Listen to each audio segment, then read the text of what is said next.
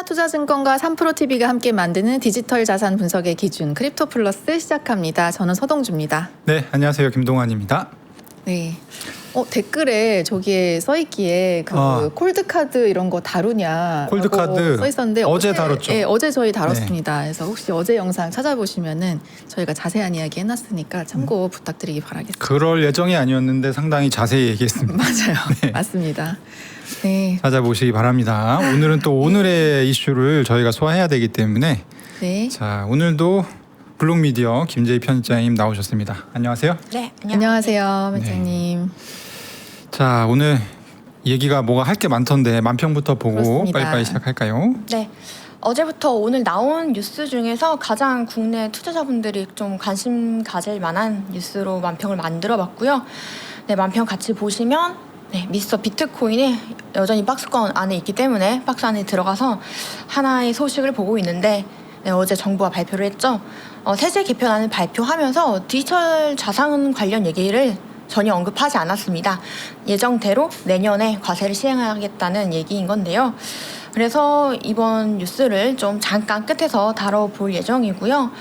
굉장히 투자자분들께서는 미리미리 좀 선제적으로 대응을 하셔야 되는 이슈 중에 하나입니다. 물론 이제 하반기에 좀 말미로 갈수록 어떻게 될지는 모르겠지만 현재 정부 입장은 확고하게 디지털 자산 과세에 대해서 시행을 하겠다라는 입장입니다.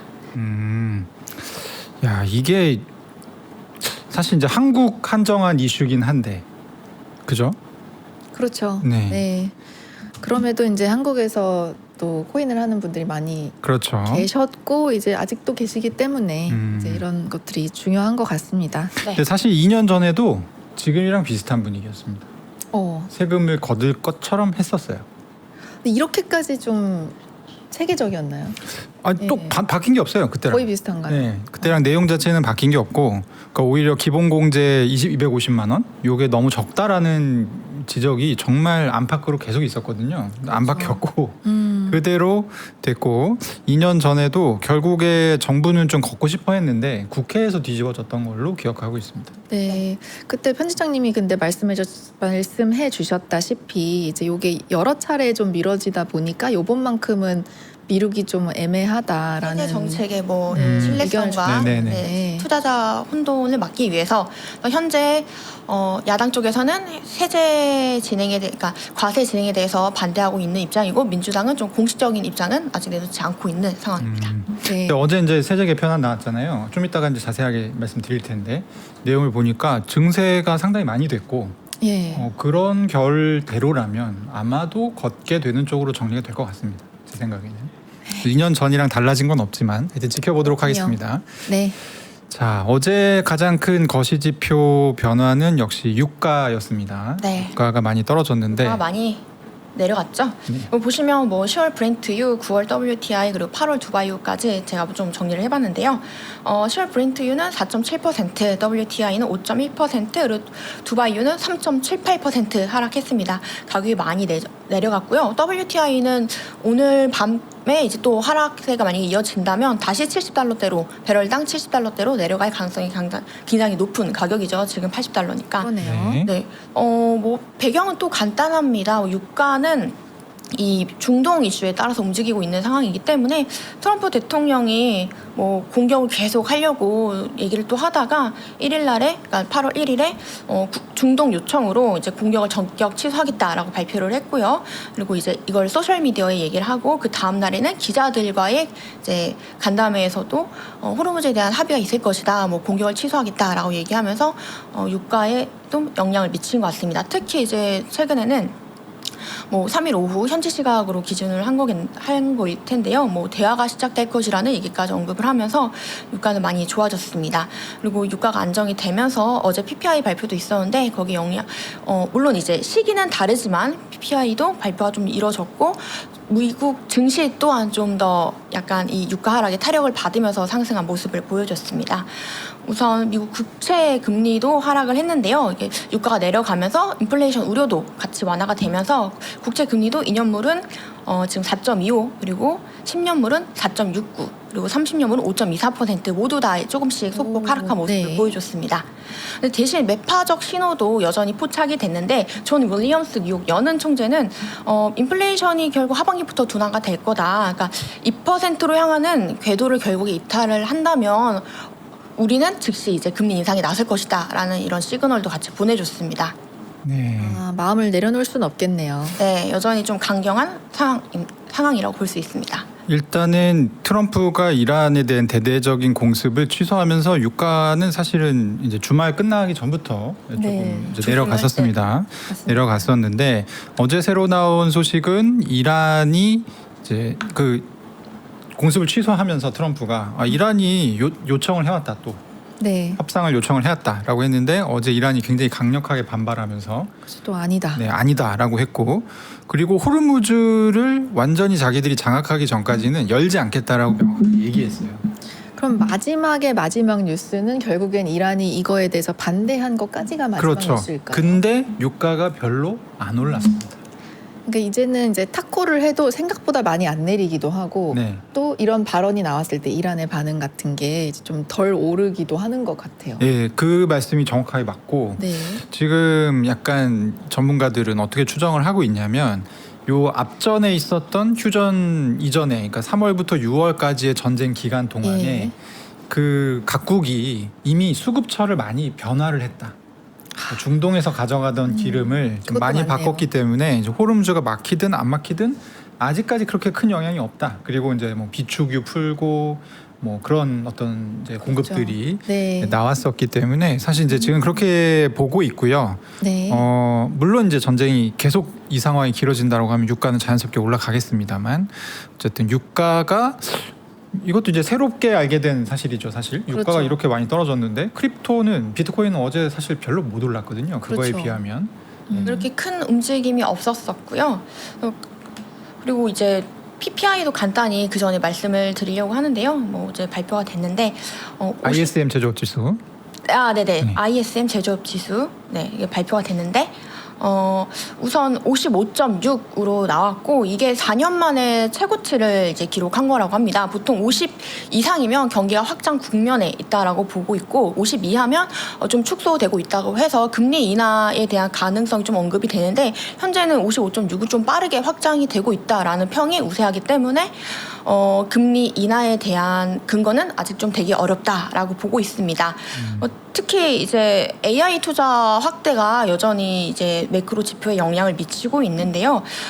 AI 투자 확대가 증가하면서 관세의 부정적 영향을 상쇄하고 오히려 7개월 연속 성장 국면을 유지하고 있다라는 해석이 있었고 네. 그럼에도 불구하고 이제 또 중립적인 의견도 있는데요. 이제 가격 상승 압력이 여전히 존재하고 중동 전쟁이 계속 불확실하게 지속이 되고 있기 때문에 이 부분은 좀 유의해서 봐야 된다라는 의견도 있었습니다.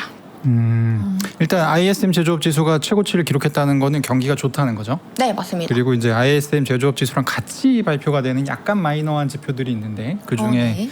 원자재 가격 지수가 있습니다. 그게 이제 71.1 기록을 해서 상당히 높은 수치거든요. 네. 그러니까 지금 경기도 좋고 물가 상승 압력도 상당히 높은 상황이다. 그렇게 그렇군요. 해석을 해야 될 것 같습니다. 그래서 일단 9월 달에 FOMC 금리 인상 가능성은 그저께보다는 이제 어제보다는 더 높아진 약간 네, 그런 상황이라고 맞습니다. 보실 수 있을 것 같습니다. 네. 자, 그리고 이제 주식 시장이 많이 올랐어요. 미국 네. 주식 시장. 어제 오늘 밤에 이제 오늘 아침에 이제 마감한 미 증시는 굉장히 좀 3대 주스가 모두 오르면서 좋았는데요. 뭐 유가도 그렇고 증시도 그랬는데 뭐 비트코인은 좋지 않은 상황입니다. 일단 보시면 S&P도 1.48%, 나스닥도 2.13%, 다우 지수도 1.32% 이렇게 올랐고요. 특히 이번 장세에서는 M7이 많이 올랐습니다. 애플이 한 소폭 한 1%대로 하락한 거 제외하고는 대부분 3에서 6% 정도 모두 올랐습니다. 마이크로소프트, 그리고 엔비디아, 구글, 그리고 아마존, 메타, 테슬라까지 모두 이제 괜찮은 상승세를 보여줬고요. 특히 이제 클라우드 관련주가 많이 오르면서 반도체에서 좀 내려간 이 빠진 금액이 순환매가 이루어지고 있는 거 아니냐라는 의견도 나왔습니다. 네. 하이닉스 관심이 많이 크셔서 좀 가지고 왔는데 ADR은 이제 로이터 쪽에서 중국에서 창신 메모리라는 회사가 이제 베이징의 두 번째 디램 공장을 건설하겠다라는 이제 내용이 나오면서 마이크론은 장중에 좀 하락을 했었고요. SK 하이닉스 ADR도 하락세를 보였는데 마이크론은 상승을 하면서 반등 마감을 했지만 하이닉스 ADR은 0.7% 정도 하락하면서 마감을 했습니다. 네. 그렇군요. 저게 네. 사실 장중에는 한 7, 8% 정도까지 밀렸었어요. 마이너스 그걸 이제 말아 올려서 거의 보합권에서 마무리를 한 거고 네. 어제는 이제 M7 말씀해 주신 대로 M7이 다 같이 올랐는데 애플만 빠졌습니다. 왜냐하면 저 나머지 6개 회사들은 어떻게든지 데이터 센터라든지 이런 것들을 돌리는 회사들이에요. 연관이 되어 있는 있군요. 회사들인데 그래서 초반에는 이제 엔비디아를 제외해 놓고 정말 직접적으로 이 데이터 센터를 돌리는 클라우드 사업을 하는 곳들이 올랐고 그리고 나중에 괜찮습니다. 나중에 그 엔비디아가 이제 쫓아가면서 사실은 나스닥 전체가 2% 넘게 오르는 그래서 저도 이게 궁금해가지고 찾아봤는데 지금 보면 두 가지 이유인 것 같아요. 하나는 클라우드 사업이 생각보다 돈을 잘 버네 라는 것이 실적 발표를 쭉 해보니까 확인이 된 거죠. 네. 거기다 주말 사이에 이제 중동에서 휴전 비슷한 이제 논의가 되면서 어쨌든 공습을 안 하면서 유가가 많이 떨어져서 네. 그 반사 효과로 좀 상승을 하게 된 것 같고 두 번째는 요즘이 아시다시피 미국에서는 실적 발표 시즌입니다. 그래서 그렇죠. 근데 이게 지금 S&P 500에 속해 있는 기업의 85%가 예상치 상회 실적이 나왔어요. 굉장히 좋게 나오고 있네요, 다들. 그렇죠. 그러니까 이게 네. S&P 500개 중에 85%는 그냥 가죠, 뭐. 예, 올라갔다는 거예요. 예상치보다 장사를 잘했다는 거고. 네. 그리고 전체 이익 증가율도 거의 29%가 넘었습니다. 예, 그 아, 정도로. 네. 그러니까 실제로 미국 시장 살아있네. 이게 확인되면서 어제 미국 시장은 일제히 상승을 좀 했다. 이렇게 보시면 될 것 같습니다. 살짝 궁금한 게 이제 오라클이 굉장히 많이 올랐는데 요거에는 또 내용이 있을까요? 이 관련된 내용이? 오라클 같은 경우도 이제 그 네. 동안에는 오라클 위험한 거 아니냐, 응? AI 망하면 오라클이 제일 먼저 자빠지는 거 아니냐 이런 이제 네. 얘기를 들었던 곳인데 이 부분이 많이 어떻게 보면은 문제가 됐다. 그렇죠. 이제 네. 어떤 불안감이 상쇄가 되면서 사실은 상승을 하지 않았나 이런 분석들이 올랐네요. 많았었던 것 같습니다. 네. 그러면 뭐 하이닉스도 뭐 당장 오늘 안 오르더라도 차례가 오겠죠. 그렇지 않겠습니까? 제발 네. 이라고 외치고 싶습니다. 네, 저희 왜 이렇게 크립토 방송인데 미국 주식 얘기를 계속 하고 있냐면 여러분들이 궁금해하시니까 왜 비트코인은 못 오르냐? 비트코인은 실적이 안 나오거든요. 그래서 이렇게 실적 좋은 애들이 굉장히 이제 치고 나갈 때는 조금 주춤한 그런 그렇습니다. 모습이 있습니다. 역시 이제 이번 주에 가장 큰 관심사는 클래리티 법안이 과연 통과될 거냐 안 될 거냐 이 부분인데 사실 이번 주가 마지막 주 아닙니까? 상원 휴회하기. 네, 맞습니다. 네, 그래서 어제 굉장히 많은 얘기가 있었습니다. 소개 좀 해주시죠. 네. 일단 제목을 보시면 아시겠지만 제가 잡은 제목은 미상원 클래리티 이제 호재는 물 건너 갔나 이렇게 좀 잡아봤습니다. 네. 네, 시간은 이제 다가오는데 여전히 교착 상태, 오히려 조금 어려운 상태라고 저는 좀 봤었거든요. 우선 이제 트럼프 대통령이 기자들과 이제 대담을 진행하면서 세이브 아메리카 액트 통과를 좀 압박하면서 지속된 입장입니다. 트럼프 대통령이 계속해서 이제 본인이 고수해온 입장이고요. 그러니까 세이브 아메리카 통과 전에는 어떠한 법안에도 서명하지 않겠다라는 입장을 계속 유지하고 있고 그러면서 이제 어제는 상원에 8월 휴회를 연기해라. 이거 나 처리해야 된다라는 입장을 밝혔습니다. 근데 또 존 튠 상원 의원도 이제 상원 원내대표도 계속 똑같은 입장을 이제 고수하고 있는데요. 휴회 전 최종 통과는 어렵다. 좀 절차라도 시작해보고 싶다라는 의견을 계속 똑같이 반복하고 있는 상황입니다. 다만 좀 구체적인 내용은 안 나오고 있어서 본인의 좀 원론적인 이야기만 반복되고 있는 거 아니냐라는 비판의 목소리도 있고요. 현재 지금 상원에서는 본회의 표결에 클래리티가 아닌 다른 법안이 이제 올라간 상황입니다. 네. 네, 이게 이제 HR 6500-6500이라는 이제 안건인데요. 아고아 익스텐션 액트로 아프리카 국가들에 대한 관세 혜택을 좀 연장하자는 법안이에요. 이게 먼저 올라갔고 이 안건을 먼저 처리하면서 클래리티가 뒤로 밀린 상황입니다. 미 상원의 미국 정치의 특징이 어떤 건지 좀 간단하게 설명을 드리고 싶은데요. 상원은 한 번에 좀 여러 가지 법안을 처리하기보다는 좀 큰 법안을 하나하나씩 순서대로 처리하는 경향이 있기 때문에 어떤 법안이 먼저 서게 되면 그 나머지 법안들은 뒤로 쭈루룩 밀리게 되는 경향이 있거든요. 그렇기 때문에 사실 클래리티 법안의 중요성이나 시급성이 좀 많이 낮아진 상태라고 볼 수 있습니다. 그래서 지금 클래리티 법안이 사실 큰 쟁점이 윤리 조항인 건데 이 윤리 조항에 대해서 좀 민주당이 수정 내용을 절충안을 적어서 백악관에 보낸 상태인데 아침 방송 준비할 때까지 제가 한 9시까지도 체크를 해봤는데 직전에도 체크를 해봤고 이제 들어왔는데요. 트럼프 대통령이나 백악관 쪽에서 어떠한 답변을 아직도 하지 않은 상태였습니다. 그래서 지금 오늘 최근까지 발표된 상원의 이제 회의 일정에도 클래리티 법안이 포함이 되어 있지 않은 상태이고요. 네. 사실 절차상 지금 8월 5일까지는 그러니까 이론적으로 1차 클로처가 신청이 돼야지 마지막인 이제 8월 7일 그러니까 금요일 날 좀 이게 투표가 가능한 이제 상황인 건데 이 클로처라는 프로세스는 어떤 거냐? 이제 미국 상원이 법안을 바로 표결을 하지 않고 이 클로처라는 토론 종결 절차를 먼저 이제 통과를 시켜야 되는데요. 이 클로처가 지금 아직 신청도 되어 있지 않은 상황이기 때문에 사실 네. 아무리 빨리 진행을 해도 클래리티 법안의 통과 가능성이 많이 희박한 상황이다라고 좀 볼 수 있습니다. 실제로 이제 시장 전문가들이나 업계에서는 네. 이게 수요일 날 돼도 좀 되기가 어려운데 수요일까지 제출이 이루어지지 않는다면 사실상 이번 회기에서는 물 건너갔다라고 볼 수 있지 않냐라는 의견들이 많습니다. 그렇군요. 지금 표를 굉장히 잘 정리해 주셨는데 클로처라는 거는 뭐 한국어로 얘기하자면 일종의 토론 절차입니다. 법안을 올리기 전에 이제 네, 의원들끼리 토론을 해야겠죠. 그래서 1차 신청을 하려면 16명의 상원 의원이 필요합니다. 뭐 이건 공화당 단독으로 가능한 것이고 그래서 신청까지는 할 수가 있는데 이 신청을 하고 하루가 지나야 이 클로처를 닫는 것에 대한 표결을 할 수가 있습니다. 그렇죠. 예, 시간을 두고 나서 해야 되는 거기 때문에 근데 예외적으로 그러니까 아주 쉽게 설명하자면 민주당이 동의해 준다. 미국 민주당이 동의해 준다라고 하면 1차 클로처 신청을 한 후에 하루를 기다리지 않고 바로 표결을 들어갈 수가 있습니다. 그래서 이제 이렇게 하게 되면 이 시나리오대로라면 네. 수요일에 미국 시간으로 수요일에 1차 클로처 신청이 들어가고 빠르면 금요일까지 절차 투표 본회의 투표가 가능해집니다. 네네. 그냥 어떠한 반대 절차나 이런 게 없다고 가정하에 빠르게 진행이 된다면 금요일에 가장 빨리 돼도 수요일에는 들어가야 되는 겁니다. 네. 근데 이제 핵심적인 문제가 뭐냐면 네. 이 법안을 하나씩 처리하게 돼 있기 때문에 아까 얘기하셨던 그 예산안 HR 6500-6500이라고 했던 그 안이 처리가 돼야 돼요. 네. 그 다음에 그래야 올라갈 수가 있어요. 네.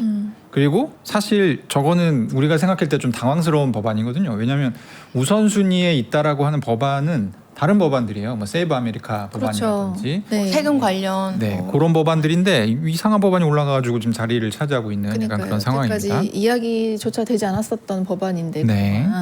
되어 있군요. 그래서 말씀대로 많이 시간이 지날수록 지금 확률이 많이 떨어지고 있는 상황이고요. 하지만 트럼프 대통령이 어제 이제 기자들과의 대담에서 세이브 아메리카 통과를 해야 되니까 상원 휴가 어디 가냐. 네. 휴가 가지 마라. 이렇게 또 다시 촉구를 했습니다. 이게 이제 받아들여질지는 알 수 없습니다. 네. 네. 그렇죠. 그리고 사실 이 클래리티 법안에 좀 화력을 짚어줄 구원 투수들도 많이 백악관을 좀 이렇게 의회를 떠나고 있는 상황인데요. 백악관이나 일단 보시면 베센트 재무장관이 이제 임명했던 재무부 최고 디지털자산 정책 고문 타일러 월리엄스가 있습니다. 지난주에 이제 사임을 했습니다. 사임을 했네요. 네, 그래서 민간 부분으로 복귀를 했고 여기에 대한 여론은 클래리티 법안이 지금 진척도 안 되고 있고 미국의 이런 크립토 정책들이 좀 교착 상태에 빠져 있으니 돈을 많이 주는 민간으로 가는 게 아니냐 이런 얘기들이 계속 나오고 있습니다. 이런 부분들도 또 있고요. 또 아까 말씀을 잠깐 드렸는데 트럼프 대통령이 이제 트럼프 대통령과 백악관이 민주당 쪽에서 요구한 그 윤리 조항에 대한 절충안에 대해서 어떠한 액션도 보이지 않고 있다는 점도 계속 이 클래리티 법안의 통과 가능성을 떨어뜨리는 요인으로 이제 지목이 되고 있고요. 실제로 이것 때문에 지금 7월 초에, 그러니까 지난달 초 클래리티 법안의 연내 통과 확률을 집계했던 폴리마켓의 이런 확률은 50% 초중반까지 올라갔다가 최근 이제 현재 기준으로는 오늘 아침 기준 27%까지 하락을 했습니다. 많이 내려갔네요. 네, 지난 현재 시각 주간에도 기준으로 적어서 8월 2일이고요. 몇 %였는데. 어쨌든 뭐 이런 상황입니다. 이런 상황이고 보통 저희가 기대했던 거는 어제 사실 나왔어야 돼요. 어제 장중에. 네. 네, 월요일 장중에 백악관에서 그래 대승적으로 우리가 받아들인다. 이게 예상했던 바고 실제로 이제 그 발표가 나왔어야 되는데 나오지가 않았고요. 일단 이게 안 되면 뭐 법안 자체가 합의가 안 된 거기 때문에 올라갈 수가 없습니다. 그렇죠. 네. 네.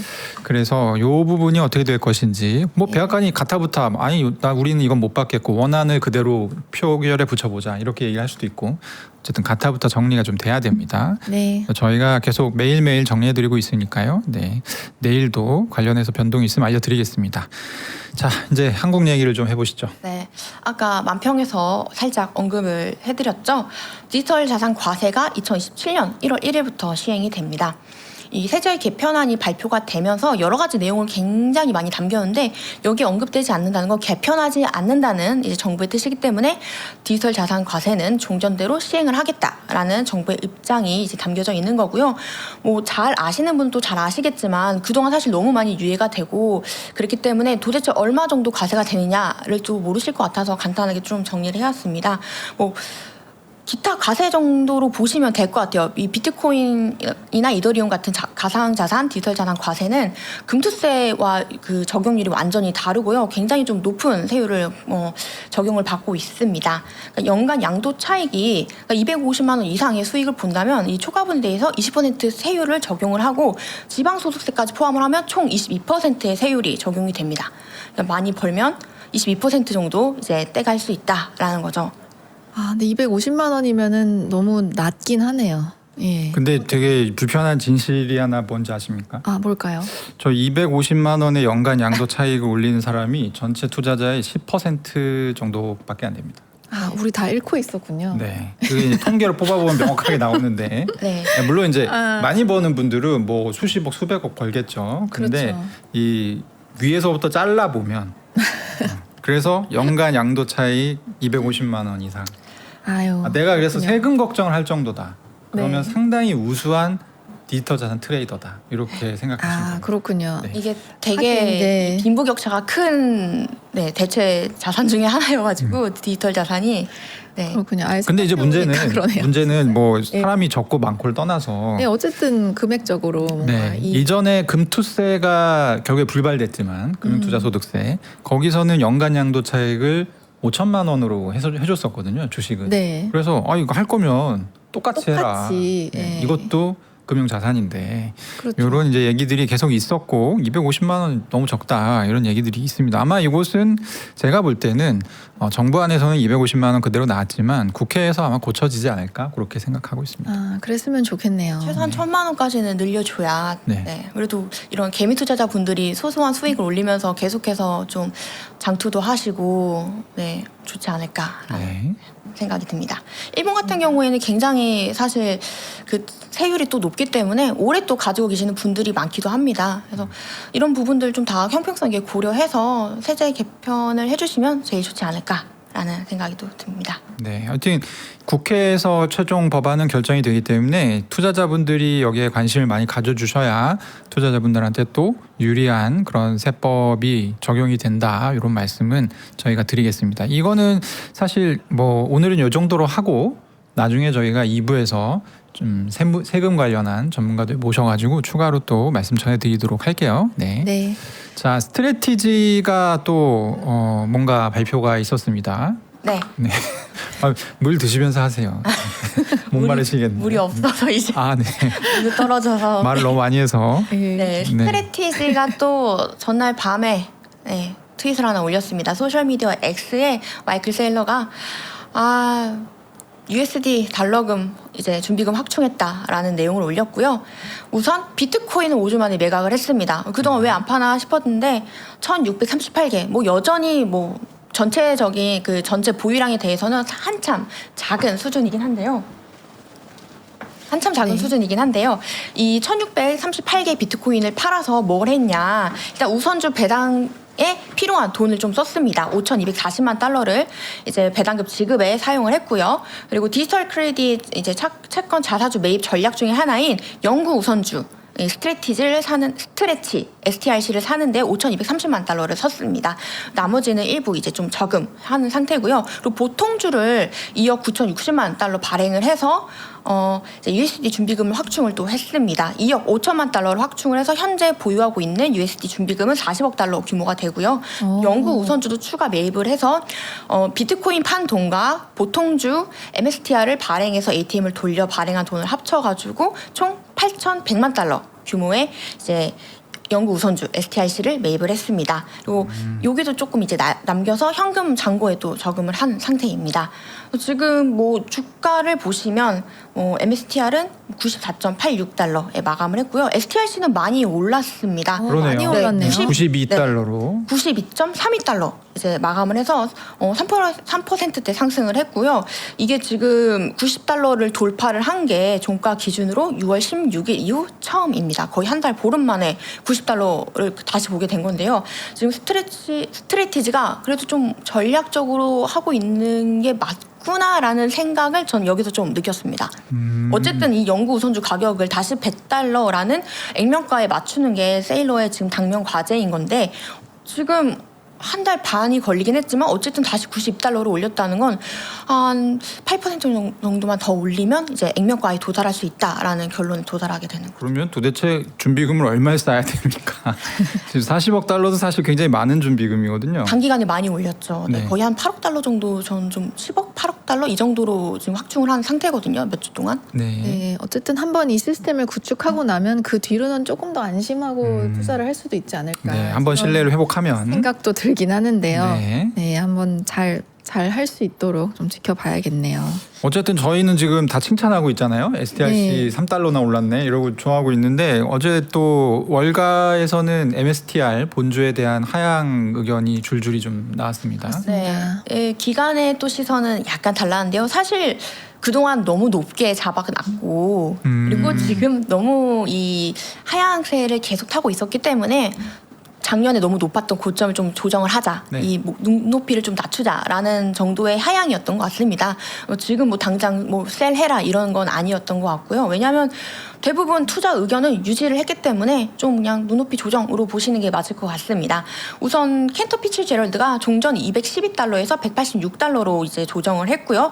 투자 의견은 오버웨이트, 그러니까 비중 확대를 유지했습니다. 그리고 또 비 라일리에서는 종전 215달러에서 155달러로 하향 조정했지만 여전히 투자 의견은 매수를 유지했고요. 벤치마크는 굉장히 높았었죠. 570달러를 아마 네. 작년에 냈을 거예요. 작년에 좀 스트래티지가 잘 나갔었기 때문에. 네. 그래서 이걸 조정을 했지만 여전히 높은 435달러로 하향 조정했습니다. 여전히 매수 의견을 유지했고요. HC 웨인라이트도 325달러를 이제 유지를 하면서 또 매수 의견을 유지했습니다. 그러니까 그러니까 눈높이를 좀 조정한 기간은 한 3곡 정도 되고 웨인라이트는 유지를 했다라고 좀 업데이트를 했습니다. 지금 100달러도 안 네. 되는데. 그럼 어쨌든 최악의 상황이라고 쳐도 이제 비 라일리의 155달러라면 지금에 비해서는 굉장히 높아지는 거기 때문에. 그렇죠. 50% 올라야 되죠. 그러니까 여전히 스트래티지는 오를 거야라고 보는 기관들이 압도적이다라고 볼 수 있습니다. 모두 다 그렇겠네요. 높은 목표가를 유지하고 있는 거기 때문에요. 네. 네. 네, 물론 이제 목표가를 하향한 이유는 다 있습니다. 일단 비트코인 가격이 좀 안 오르고 계속 정체하고 있기 때문에 이 부분을 좀 반영을 한 것 같고요. 그리고 켄터에서는 향후 이제 12개월 전망을 11만 1,000달러에서 9만 8,000달러로 또 조정을 했습니다. 더 내렸네요. 비트코인 가격이고요, 이거는. 그리고 비 라일리에서는 8만 1,500달러에서 6만 5천 달러 정도로 조정을 했고요. 많이 지금 예, 거의 지금 현재 그런 거 수준. 아닙니까? 네, 그럼 6만 5천 4,000 달러면 이잖아요, 지금. 6만 5천 위로 못 올라간다는 얘기잖아요. 네, 지금 뭐 12개월 전망치니까 보통 이제 1년 동안 박스권 장세가 지속될 수 있다. 뭐 이런 식으로 본 거일 수도 있고요. 그리고 이제 비 라일리는 이제 더 나아가 스트레티지의 엔나브도 조정을 했는데요. 네. 그전에는 1.5배에서 소폭 0.1% 정도 낮춘 1.4배로 이제 조정을 했습니다. 비 라일리 말씀하시죠. 비 라일리가 보통 잘 좀 예상을 잘 하는 편일까요? 다른 기관들에 비해서. 근데 사실 왜냐면 이- 믿어야 될 누굴 근데 믿어야 될지 여기에 모르겠어서. 여러분들이 이름 알만한 곳은 제가 보기에는 뭐 벤치마크, 켄터, 피츠제럴드 정도 두 개. 네. 나머지 가운데 두 개는 약간 소형. 그러니까 이라서 비 라일리 좀 자극적으로 네 뷰를 내놓는 습성이 좀 있는 것 같아요. 제가 쭉 보아하니 그래서 네. 물론 이제 장이 좋을 때는 이런 곳들의 의견이 굉장히 또 인용이 되면서 아 여기서 이렇게 간다고 했다. 또 시너지를 받기도 하죠. 사람들에게 희망을 주는데 사실 지금 제가 볼 때는 좀 아니 왜 뭐가 이해가 안 가냐면 비트코인 65,000달러가 지금 적정가라고 하면 이 주가는 나올 수가 없거든요.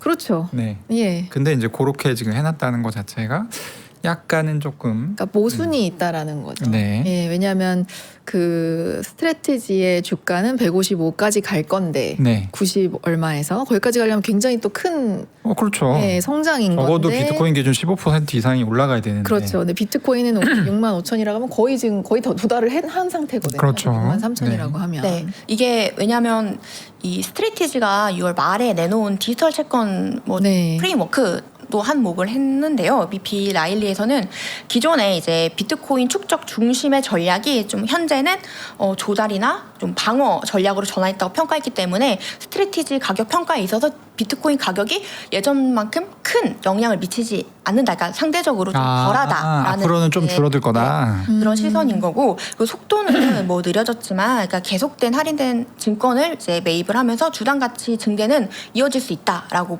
보았기 때문에 이런 목표가를 제시했다고 설명을 했습니다. 시간이 네. 지났지만 이거 중요한 뉴스라서 요거만 소개하고 네. 빨리 소개하고 마무리하겠습니다. 서클도 목표가가 대폭 좀 하향됐어요. 네, 네. 서클. 너무 하향된 거 아닙니까 여기는? 또? 네, 여긴 또 이제 기간이 또 들으면 다 아시는 모건 스탠리에서 네, 이 서클에 대한 목표가를 반 이상 이제 축소를 한 건데요. 우선 종전에 106달러 네, 였다가 지금은 38달러로 비중을 많이 축소했습니다. 아, 예, 많이 내렸네요. 그럼 이 반응이 또 굉장히 하락세로 돌아섰겠네요. 이걸 보자마자. 네. 어제 그래서- 혼자 내려갔어요. 네, 보고서가 나오자마자 네. 너무 슬프게도 서클 혼자 이제 6% 하락을 했습니다. 그래서 연초 이후 하락률이 벌써 YTD로 지금 30%. 그러니까 연초 대비 현재까지 주가가 지금 30% 정도 내린 상황입니다. 와, 근데 많이 내렸네요. 네, 목표가 하향 배경들도 좀 간단하게 빠르게 좀 설명을 드릴게요. 우선 네. 그 USDC의 공급 전망이 대폭 하향이 됐다라는 거고요. 그래서 27년에, 그러니까 내년에는 33% 정도 내려갈 거고, 그리고 내후년 28년도에는 44% 정도 또 축소가 될 거다라고 전망을 한 겁니다. 그리고 준비급 수익 의존 구조가 여전히 좀 한계가 분명하기 때문에 이런 점도 서클의 이런 뭐랄까 그 수익성을 축소시킬 수밖에 없는 주된 요인이라고 봤습니다. 왜냐하면 서클의 핵심 수익원이 USDC 준비금에서 발생을 하는 USDC에서 발생하는 이자 수익에서 나오는 것이기 때문인데요. 네. USDC 공급이 줄면 준비 자산이나 이런 이자 수익도 같이 줄기 때문에 이런 부분이 좀 영향을 미쳤다고 봤고요. 또 마지막으로는 실적 전망 자체도 시장이 기대를 하회했기 때문에 이 부분이 좀 영향을 많이 미쳤다라고 봤습니다. 일단 실적 전망을 좀 살펴보시면 2027년 주당 순이익 EPS가 시장 평균보다 서클의 전망이 약 3% 정도 낮았고요. 그리고 내후년 EPS는 시장의 평균보다 무려 20%나 낮았습니다. 그래서 평균 대비 와. 많이 하회를 하고 있기 때문에 이런 부분들이 좀 시장의 실망감을 많이 반영한 게 그래서- 아니냐라는 네, 뭐가 전에 한번 말씀드린 적 있죠. 이거 예. 모건 스탠리하고 뭐 골드만삭스 이런 전통 월가의 기업들이 서클 목표가 상당히 짜게 줬다. 네. 모건 스탠리가 100달러였고 골드만삭스가 83달러를 줬었습니다. 네. 자, 그러면 이제 한 샷이 더 남았죠. 그렇죠. 골드만삭스가 어디까지 하향시키느냐가 서클 주가를 다시 한번 흔들 수 있습니다. 아, 근데 너무 내린 거 아닐까요? 아니 이게 사실은 USDC가 어쨌든 그러니까 하향이 되었다고 해도 가장 많이 쓰이는 스테이블 코인 중에 하나인데 네. 그럼에도 불구하고 이 회사가 목표 주가가 이렇게까지 내려가는 거는 그렇긴 한데 지금 네. 쭉 설명해 주셨잖아요. 그렇긴 하죠. 왜 내렸는지 예. 틀린 내용이 없습니다. 그리고 앞서 JP 모건도 아유, 그러네요. 예. 네, 이제 그 USDC의 이제 경쟁력이 좀 하이퍼리퀴드의 수정 계약이 좀 있었는데 그 부분이 또 이제 약화됐다고 평가를 좀 부정적으로 했고 또 네. 코인베이스와의 유통 경쟁이 좀 심화되면서 오픈USD도 얘기가 계속 나왔잖아요. 제가 미처 전해드리지 못했던 게 또 오픈USD가 서클의 경쟁력도 약화시킬 거고 또 클래리티 법안이 만약에 통과된다면 그것 또한 서클에 안 좋을 거다라고 간단히 한번 말씀드린 적이 있어요. 그래서 지금 앞으로 펼쳐진 모든 이슈들이 서클에게 좀 그렇게 좋지만은 않다라고 볼 수 네, 있습니다. 알겠습니다. 네. 서클은 뭐 자주 또 얘기 나오니까 그때 추가되는 내용이 있으면 전해드리도록 하겠습니다. 오늘 편집자의 말씀 감사합니다. 네, 감사합니다. 감사합니다.